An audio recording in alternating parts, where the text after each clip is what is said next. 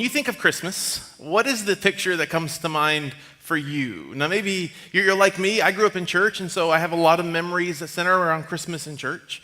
I have a lot of memories now that I'm an adult that are fun memories. In fact, one of my favorite memories has actually kind of become a tradition over time. Every year on the day after Thanksgiving, most people call it Black Friday. In my family, it's Green and Red Friday because my wife insists that on that day we get our house decorated for Christmas. That means all the pumpkins, all turkeys, anything brown and orange comes down, and it's all green and red in my house on that day.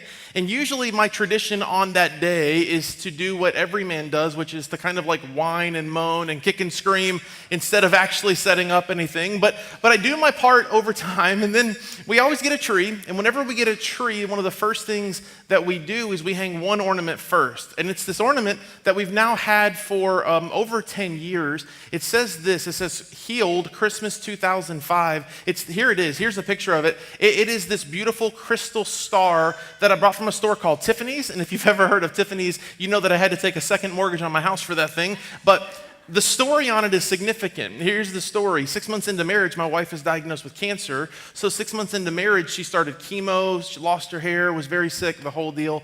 And by Christmas 2005, the cancer was completely gone thanks to all the medicine, and it was just amazing what had happened. So I just got her this ornament that says Healed, because every Christmas, we're reminded of that season and how just God carried us through it. So it's special to us. That is our Christmas tradition. When I think about the Christmas traditions I had as a kid, it was always very similar. Whenever we would set up for Christmas, my dad would do what I do, which is to kind of whine and moan and kick and scream until it finally got all set up.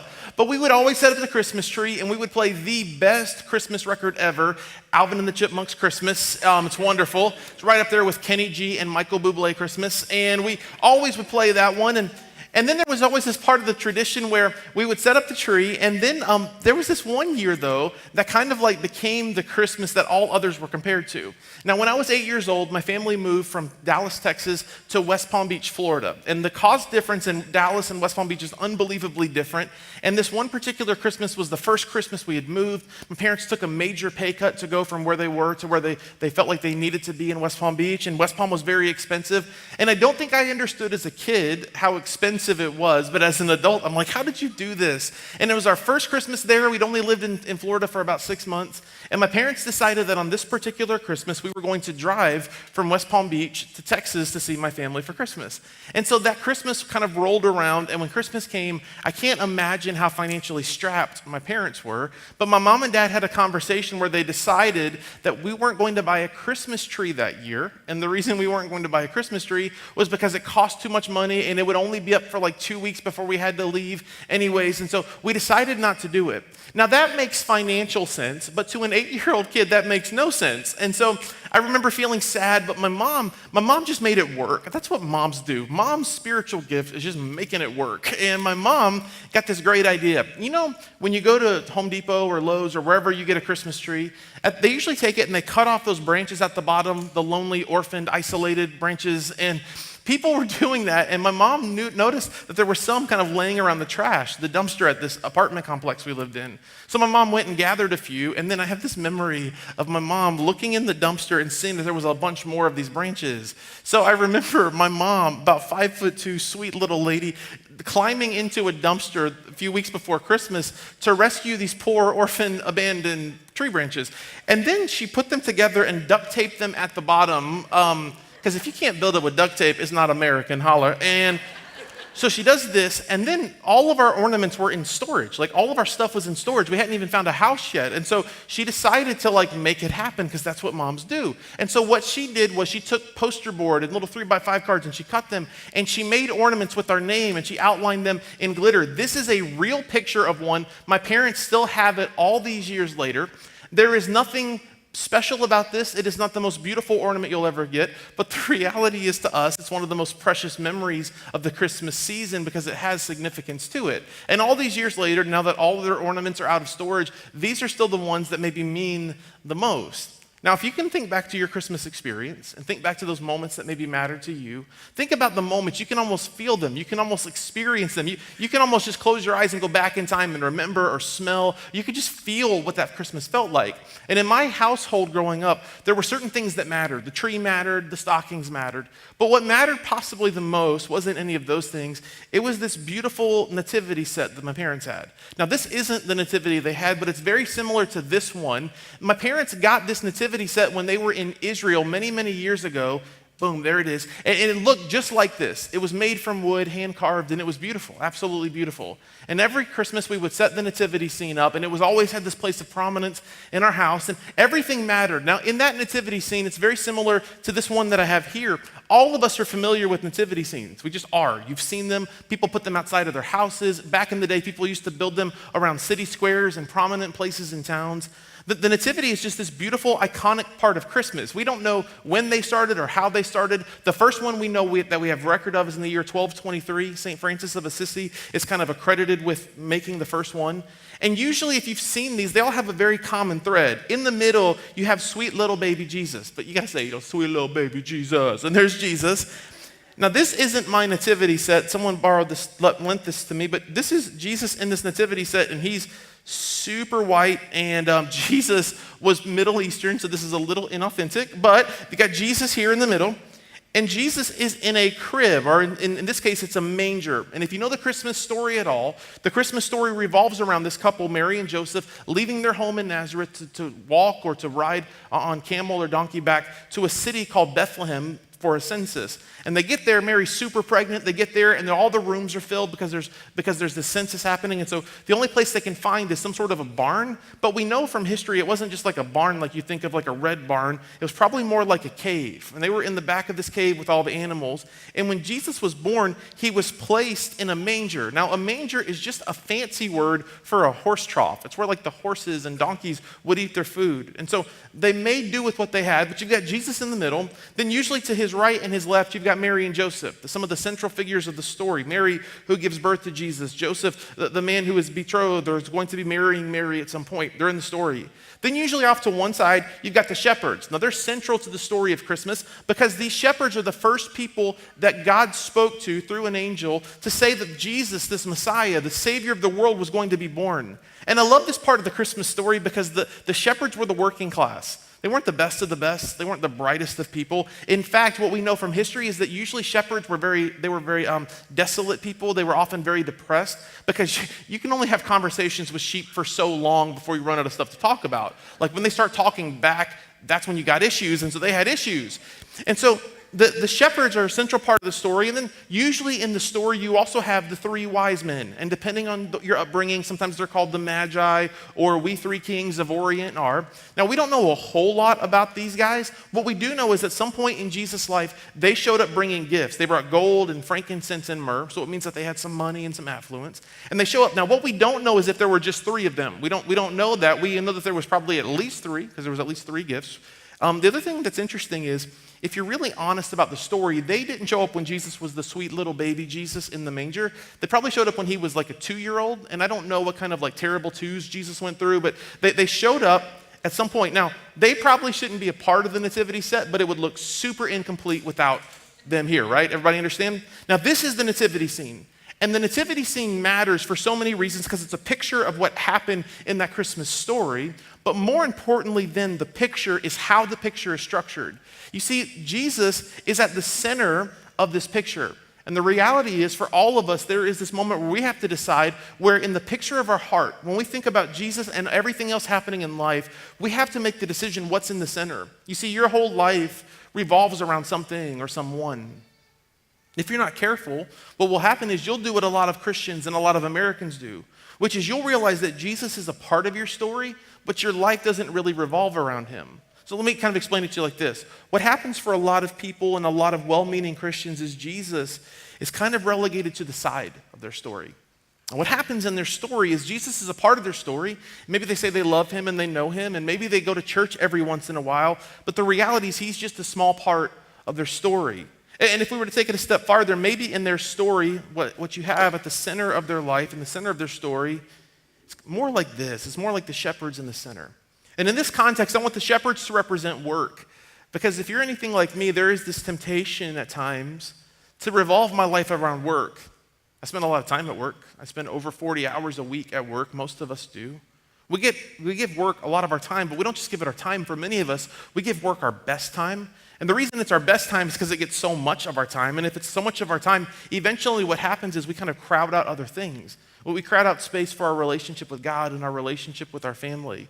Well, we tend to lean into work because what happens at work is we can see how successful we are. Well, we know how we're doing. We can kind of track the bottom lines on everything. And for so many of us, work is at the center of our heart. And there's nothing wrong with loving work. I hope you love your job. I hope you have a dream job, honestly. But for so many of us, work is the center of our life. And this is maybe okay until you hit a bump in the road. Until you get the bad diagnosis from the doctor, until things happen and your relationships start falling apart. Then you turn around and look for help. But the people that you work with, they don't know you like that. They were never intended to be at the center of your heart and the center of your soul. For some of us, it's work that's at the center of our life. For others of us, the three wise men are maybe a better representation of what's at the center of our hearts. And for so many of us, what they can represent is success. And money, power, education, fame, notoriety, success. Like that's what they represent as success. And if you're honest, and if I'm honest, none of us really, we would say that we want this as to be the number one thing in our life, but for so many of us, it just is. What we feed our souls is the pictures and the images of celebrities and people that we want to be, people that we want to live their life, people that we want to have their success. And there's nothing wrong with being driven. In fact, I don't want to villainize it. There's nothing wrong with being driven. There's nothing wrong with caring about your success and wanting to be successful. But if you're so driven that you ignore everything else, again, let me ask the question, what happens when you achieve the thing that you want so much? Some years ago when I was a kid, my parents got connected with a woman in our church who was the right-hand person. She was the personal nurse and assistant to a multi-millionaire. And this man had made all of his money in the key business. And you probably don't think about keys very often, but all of us have keys. In fact, most people have many keys. And he was involved in the duplication process of keys, and he'd made tens of millions of dollars. And he was at the end of his life, his health was failing, and he realized that even though he had it all, he felt like he had nothing. And he asked my friend for someone to come sit with him, and so my dad came and talked to him. This man was at the end of his life. He had what all of us would want. Millions and millions of dollars in the bank, more money than he could probably ever spend. And yet he's at the end of his life and his kids don't want anything to do with him. He's at the end of his life and his kids are fighting over who will get what once he dies. It's just like no one wants that. I've talked to people who are successful at times, and often what they find at the end of their life is this. It's that they've chased after something, and once they get it, they realize it wasn't all it was cracked up to be. So what's at the center of your life? Maybe for you it's work. Maybe for you it's this. Maybe for you it's something else. Maybe for you it's not just success. And maybe for you it's not just work. Maybe for you in your story, Mary and Joseph would be the best representative of who is at the center of your story. And for you, maybe this represents family. Maybe for you in some way you've idolized family. You've so wanted to be married and you got married and you just idolized that relationship. Or maybe for you it's kids and you build your whole life around having a successful family, or it's that boyfriend or that girlfriend or that fiance. And so for you, family matters. And we say stuff like family first, and that's wonderful, right? Like you should prioritize your family, but the reality is your family was never meant to take the place of God in your life. And maybe you've had a lot of pain from your family, a lot of hurt from your family. Let me offer you this thought.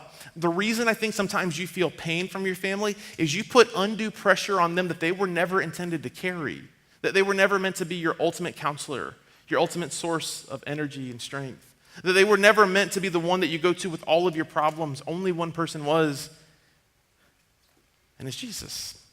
And so for all of us at times, if we're not careful, what happens is this, is we get our structure, we get this all out of whack. And as a pastor, I don't feel like it's my responsibility to always preach to you and preach at you as to how you should get this all set up right, because the reality is for all of us, life will do that, won't it? Life happens, life comes at you fast, and eventually you begin to realize at some point that your life is revolving around something like our earth revolves around the sun. And if you don't get it set up correctly, eventually what will happen is you'll find yourself living a life that's just not working. So here's my question to you tonight, and this is what we're going to end on. Is your life working? When you assess the way that your life is arranged, do you feel like it's actually working? Is it working for you? And if it's not, I just want to give you this challenge. Is it possible that you just have it set up wrongly? Is it possible that you've got all the right pieces in all the right spots, but they're just not set up in the right location? One of my favorite books in the Bible is this interesting book towards the end. It's called Colossians. And Colossians is written by a man named Paul. And Paul writes this. It's interesting to me. Colossians is 4 chapters long. You could read it in one sitting, in 10, maybe 12 minutes. And Colossians, the book of Colossians is interesting because the last 3 chapters are so practical. They're how you can make the decisions to let Jesus be the center of your life. They're all about that. But the first chapter is interesting because it's really very theologically heavy. There's a lot of deep meaning to it. If you just read it and you didn't understand it, you would say, that was poetic and beautiful. But if you're not careful, it just doesn't make a lot of sense. And what I love about it is this. If you have a Bible that has headers, which means like captions above the sections, usually it'll say something like this in Colossians 1. It'll say the supremacy of Christ. And literally the supremacy of Christ simply means this. It means before you can get to the practical stuff that'll put Jesus at the center, you have to make the decision once and for all that he's at the center of everything. Here's what it says. I want to read this to you from Colossians chapter 1. We'll start with verse 15. It says this. It says, we look at this Son, being Jesus, and we see the God who cannot be seen. All that simply means is this. God knew that for you to trust Jesus, to really follow him and surrender your life to him, you'd have to be able to see him. And so what God did was God sent Jesus, this is the Christmas story, into humanity to put on flesh and blood to live among us so that he could feel everything you feel and experience everything you experience. And you say, well, why did Jesus come? Well, Jesus came for one reason, which is to die eventually, to die on a cross, to pay the price of the sins for humanity. And you could think, well, why didn't Jesus just come as a baby and then just do that? And I think the reason he did that was so that he could live and experience everything you experience, so that you could know him and that he could know you, and ultimately so that he could just become your friend. It says we look at the Son and we see God's original purpose in everything created. All that means is this. It means that you'll never fully know your purpose until you know him. What it means is this, is if you feel like your life isn't working and your life is broken, you need to do what you do the other parts of your life that are broken.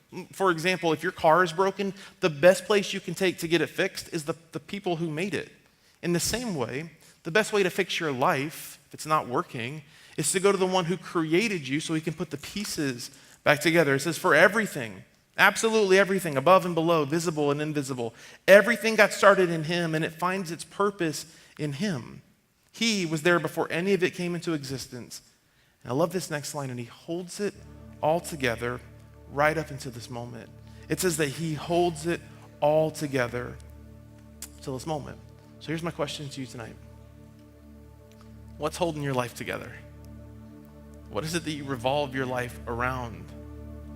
And if you're just honest, you would say it's not Jesus. I want to give you this challenge this Christmas season. What would it look like if all of us made this decision to once and for all decide to center our lives around the only one who can make sense out of all of it anyways, the one who created us, the one who holds it all together for us? That's Jesus. So here's how we do it. Let me give you 3 simple thoughts. Then we're going to sing and celebrate together. The first thing is this. If you want to experience Jesus, if you want to experience a different kind of life, you have to invite Jesus to take his rightful place. And for so many of us, like I said earlier, Jesus is in some way a part of our story, but he's off to the side. We go to church, but it's just a part of our life. It's not everything.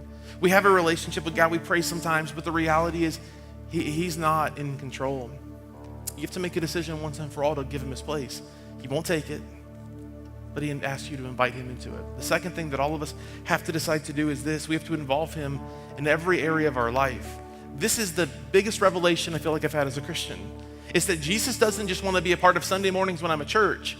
Jesus wants to be a part of everything. All of my relationships, all of my interactions, all of my business dealings. He wants to be a part of all of it. He wants to be a part of the way that I treat my wife and the way that I love other people. He wants to be a part of every single thing that I experience in life. And when you begin to understand this, it changes everything for you.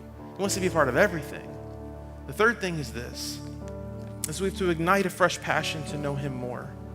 Here's all this means, and I'm going to challenge you with this thought. 2017 can be the best year of your life if it's your best life, if it's your best year spiritually. If you'll make the decision once and for all to let Jesus be the center of everything in 2017, I promise you it'll change everything. Look, if you're part of our church, let me give you this challenge. Just jump all in 2017. Make the decision that if you're going to let Jesus be in charge of everything, he's going to be the center, then do everything we do. Let's just do it together. It means be a part of every Sunday you can be here, be here. Get involved in one of our access groups. Go through our growth track to discover your purpose, and then do the fourth thing that we do, which is let's just serve people. And listen, let me say it to you like this. If you do it for a year, and at the end of the year, you're like, that's not working. That didn't change my life. Tell me, and I'll go with you to another church. Like, if it's not working, let's do this together. Like, it works if you'll do it together. So here's my question. Kind of close with this. Would you say that your life is working right now? Would you say it's clicking? It's all being held together? Or would you just be honest and say it's maybe not working like it should? If it's not quite working like it should, I want to challenge you to make this decision tonight to reorient, to replace the pieces of the nativity scene of your heart so that work has its place and success has its place and family has its place, but ultimately it all centers around the one that created you, the one who holds it all together, and that's Jesus. Would you bow your head and close your eyes with me tonight? I'm going to pray for you. Jesus, we want to make this decision tonight on this Christmas Eve, towards the end of 2016, to step into next year as completely different people.